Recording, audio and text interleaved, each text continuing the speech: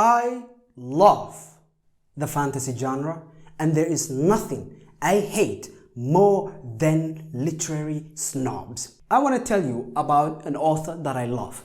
We will actually be talking about N.K. Jemisin, literary snobs, and the fantasy genre. Countless times out there in forums, in Reddit, in videos, I have seen people down talk fantasy. They are talking about fantasy as if it's just escapism for children. An author that absolutely attacks them is N.K. Jemisin.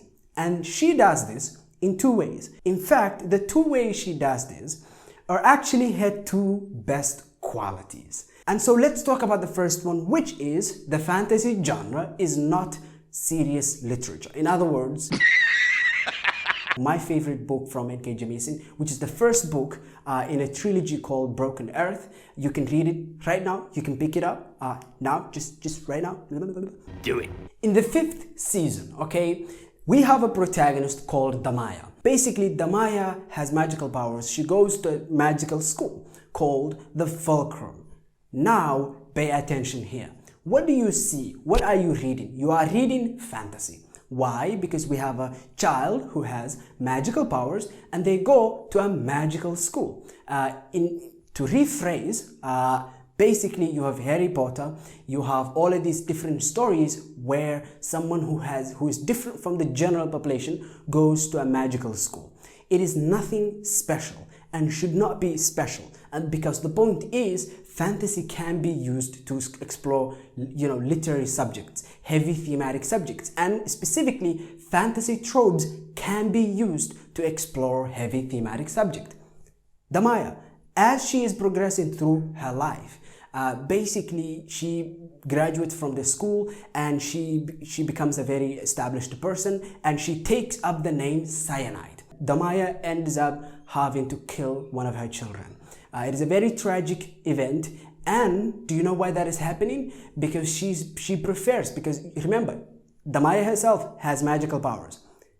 Her child, of course, has magical powers, and so she would not want her child to go through all the discrimination she has gone through. And then later in her life, she takes up a different name called Esun, and as Esun, she once more loses her child, and she's extremely grieved, and she wants basically revenge, right?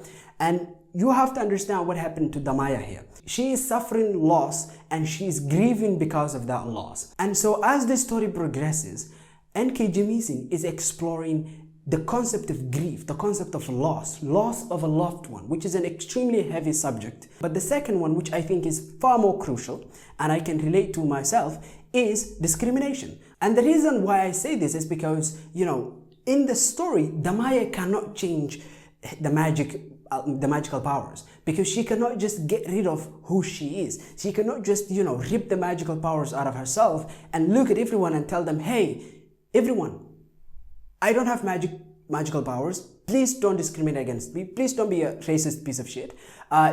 She cannot do that. And there's a lot of people in the world who are discriminated against for innate things that they cannot change. It is crucial to understand she is exploring discrimination as well as grief with fantasy. And she's not doing it with anything that is special and revolutionary within the fantasy genre. She is using fantasy tropes so that she can explore literary heavy thematic subjects. And this is the power of the fantasy genre. No matter who you are and where you are, it can enable you to explore heavy thematic subject. And in fact, it can enable you to explore anything you want in a safe environment. You can literally critique God, okay? You can critique God and no one will actually point a finger at you because it's not their God. And so this is why I think fantasy genre is very powerful. And this is why I really hate literary snobs when they talk about the fantasy genre as if it's just stuff for children only.